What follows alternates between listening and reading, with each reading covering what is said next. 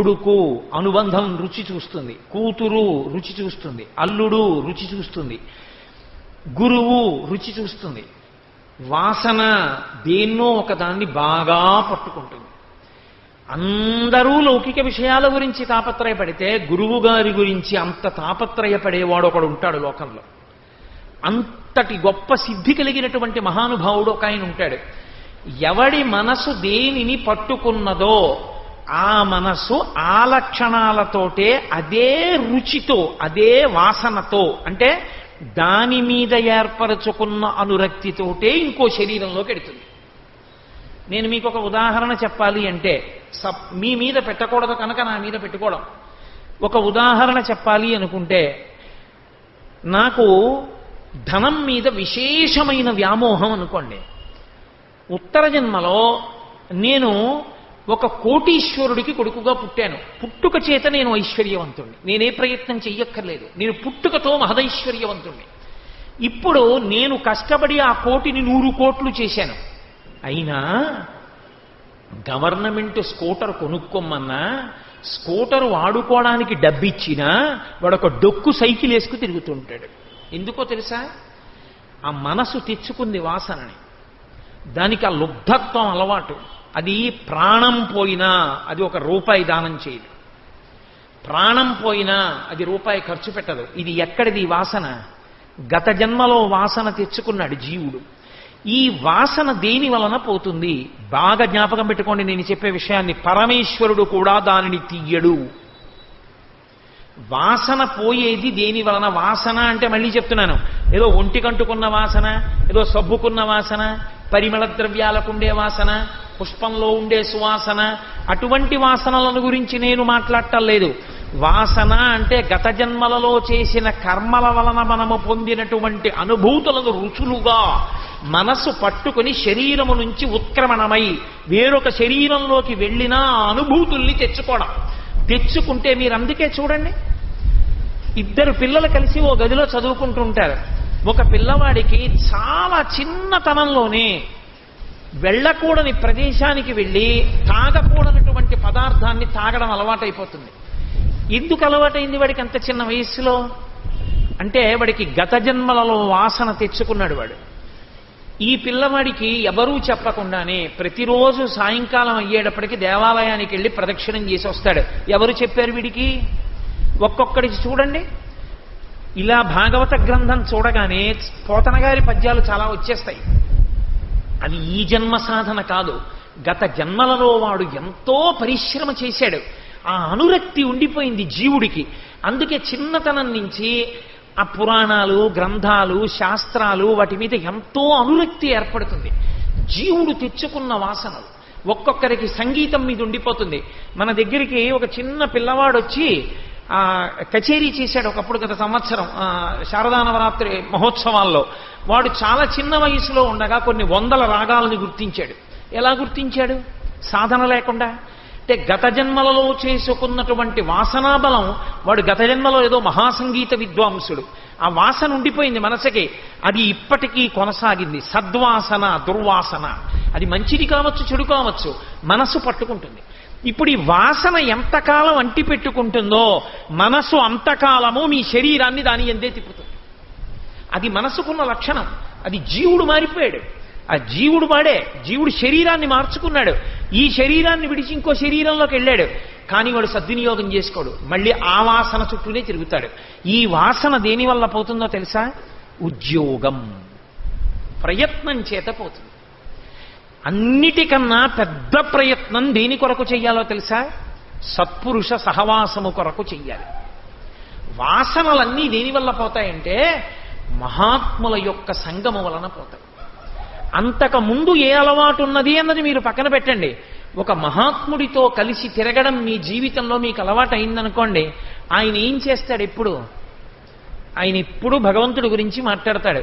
ఆయన ఎప్పుడూ దేవాలయానికి ఎడతాడు. ఆయన ఎప్పుడూ క్షేత్రానికి ఎడతాడు. ఆయన తీర్థానికి ఎడతాడు. ఆయన ఎప్పుడూ శాస్త్రాన్ని పరిశీలిస్తూ ఉంటాడు.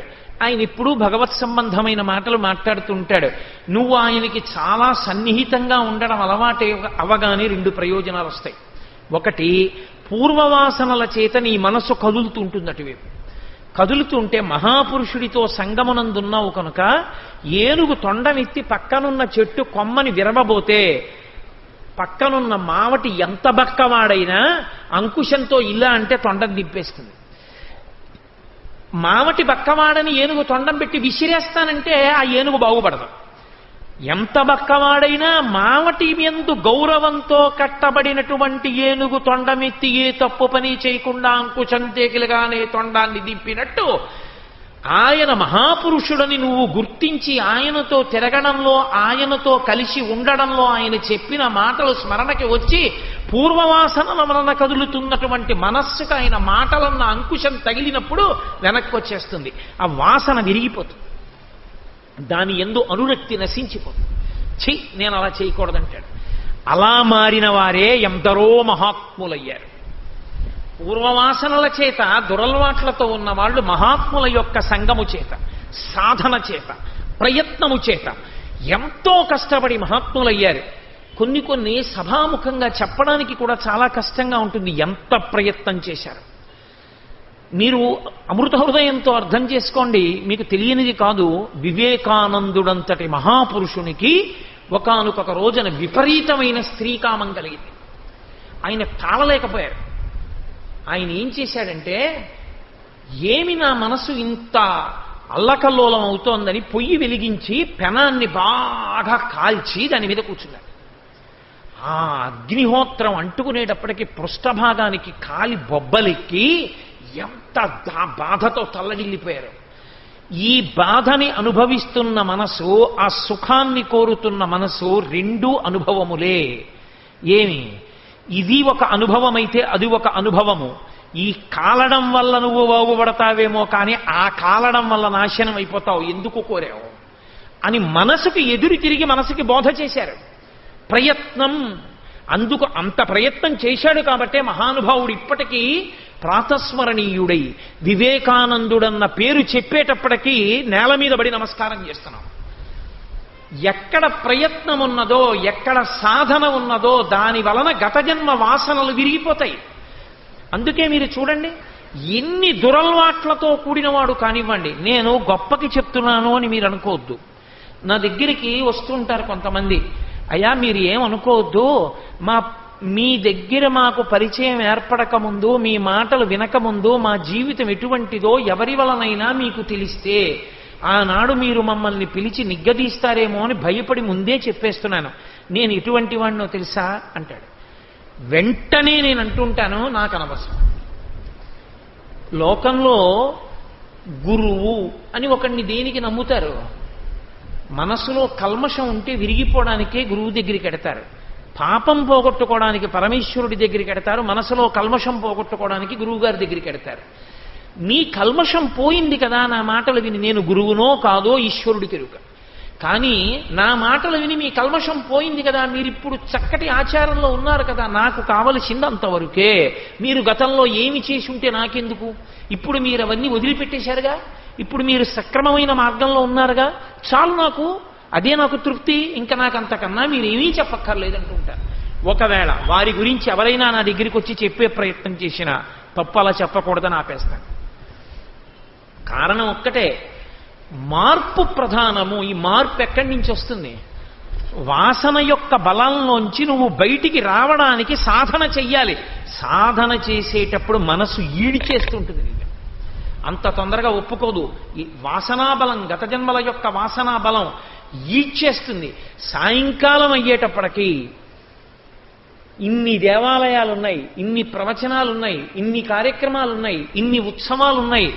సాయంకాలం అయ్యేటప్పటికి మద్యపానం చేసే అలవాటు నుంచి తప్పించుకోలేక వెళ్ళి భార్య, బిడ్డలు, చుట్టూ ఉన్న స్నేహితులు, సమాజము అత్యంత హీనంగా చూస్తున్నా ఎందుకు మద్యపానం చేస్తున్నాడు ఒక వ్యక్తి అంటే మనసు యొక్క ఉద్ధతిని, అది లాగుతున్న లాగుడు నుంచి అతను తట్టుకోలేకపోతున్నాడు, వెళ్ళిపోతున్నాడు.